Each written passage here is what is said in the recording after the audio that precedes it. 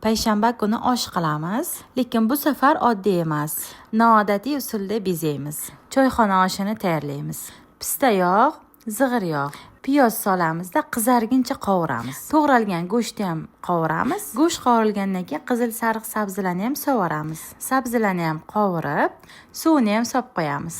Endi oshni bezaklarini tayyorlaymiz. Bolgarskiyga ichiga tuxum solamiz. Oshni zirvayiga solib qo'yamiz. Yoniga tok do'lma. Tok do'lmani ichida guruch bo'lmaydi, go'sht, piyoz o'zi bo'ladi. Bolgarskiy ichidagi tuxumi pishgandan keyin tok do'lma ikkalasini ham olib qo'yamiz. Guruchni solamizda dimlash darajasiga kelganda bolgarskiy tok do'lmani ustiga terib chiqamiz.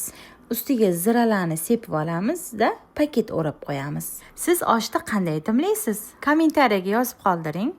Laganga oshni sovolib, bedana tuxum, tok, bolgarskiylarni chiroyli qilib terib chiqamiz. Albatta shu usulda osh tayyorlab ko'ring, sizga aniq yoqadi.